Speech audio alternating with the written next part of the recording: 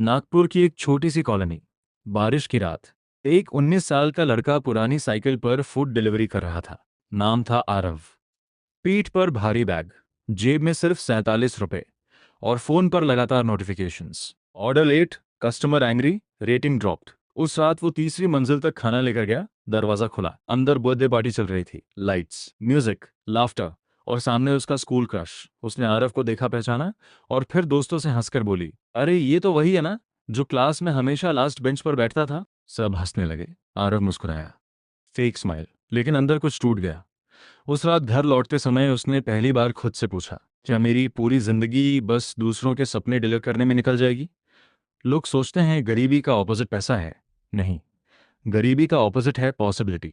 जिस दिन इंसान बिलीव कर लेता है कि उसकी जिंदगी बदल सकती है, उसी दिन उसका रीबर्थ शुरू हो जाता है।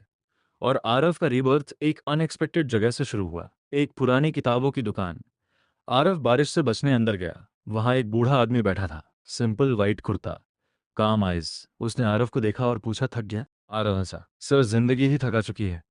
बूढ़ा आदमी मुस्कुराया। फिर उसने एक बात कही जो आरव की जिंदगी बदलने वाली थी। सक्सेस मेहनत से नहीं आता बेटा, डायरेक्शन से आता है। आरव कंफ्यूज था। तब उस आदमी ने शेल्फ से एक पुरानी डायरी निकाली। उस पर लिखा था, बिजी लोग अक्सर प्रोग्रेस नहीं करते। ये आरव के लिए पहला शौक था। उस बूढ़े आदमी का नाम था देव मेहरा, रिटायर्ड बिजनेसमैन।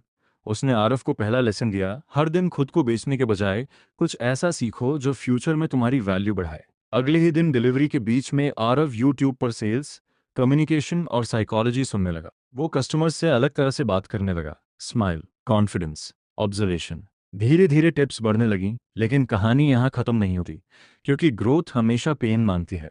एक दिन आरव ने एक स्टार्टअप ऑफिस में डिलीवरी की। वहां उसने एम्प्लॉयज को प्रेजेंटेशन देते देखा। Confidence, English, respect. वो हिप्नोटाइज हो गया। उसने मैनेजर से पूछा, सर यहाँ काम कैसे मिलता है? मैनेजर ने ऊपर से नीचे तक देखा, फिर बोला, पहले प्रॉपर इंग्लिश सीखो। लोग हंस पड़े।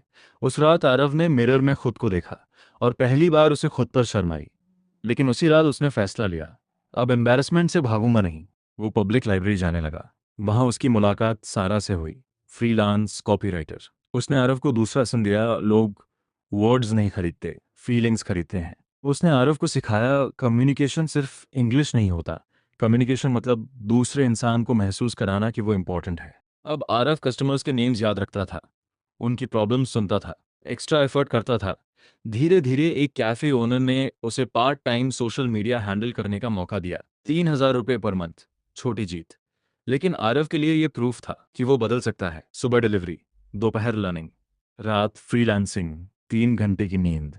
लेकिन पहली बार उसकी आंखों में होप थी। फिर एक दिन उसने अपनी पहली ऑनलाइन मार्केटिंग सर्विस लॉन्च की। कोई क्लाइंट नहीं आया। 7 दिन, 14 दिन, 30 दिन, जीरो। उसने हार मानने का सोचा। तभी देव मेहरा ने कहा, जब बैम्बू ग्रो होता है तो पहले साल जमीन के ऊपर कुछ नहीं दिखता, क्योंकि वो जड़ें बना रहा होता है। आरव वापस काम पर लगा और फिर एक क्लाइंट आया, फिर दूसरा, फिर रेफरल्स। धीरे धीरे उसका छोटा रूम एक मिनी ऑफिस बन गया। 3 साल बाद, black shirt, laptop, team meetings.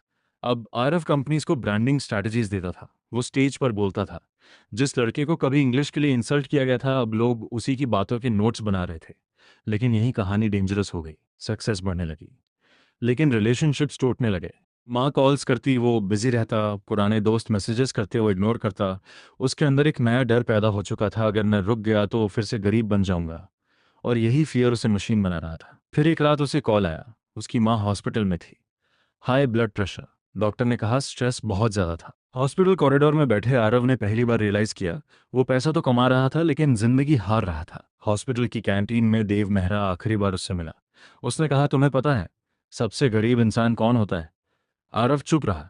देव बोले, वो जिसके पास सब कुछ हो लेकिन देने के लिए समय ना हो। साइलेंस। और तभी पूरी कहानी कनेक्ट हुई। जब आरव ने बिलीव किया कि उसकी जिंदगी बदल सकती है, तभी ट्रांसफॉर्मेशन शुरू हुआ। उसने पैसे से पहले स्किल्स पर फोकस किया। Communication, psychology, sales. स्किल्स ने उसकी मार्केट वैल्यू बदली। एम्बैरेसमेंट, रिजेक्शन, फेलियर्स, वो भागा नहीं, रुका रहा। यही डिफरेंस था। और अंत में उसने समझा, सक्सेस सिर्फ बैंक बैलेंस नहीं होता। सक्सेस है शांति, हेल्थ, रिलेशनशिप्स, पर्पस। कुछ महीनों बाद आरव उसी कॉलोनी में वापस गया जहां कभी लोग उसका मजाक उड़ाते थे, लेकिन इस बार वो डिलीवरी करने नहीं आया था। उसने वहां एक फ्री लर्निंग सेंटर शुरू किया, गरीब बच्चों के लिए। Communication, digital skills, confidence training. एक छोटा बच्चा उससे पूछता है, भैया क्या मैं भी बड़ा आदमी बन सकता हूँ? आरव मुस्कुराता है और कहता है, बड़ा आदमी बनने के लिए पहले खुद पर विश्वास करना पड़ता है। बारिश शुरू होती है, लेकिन इस बार आरव भाग नहीं रहा, वो मुस्कुरा रहा है, क्योंकि अब उसे समझ आ चुका था जिंदगी का असली मीनिंग सिर्फ ऊपर उठना नहीं है, बल्कि उठकर दूसरों को भी ऊपर उठाना है।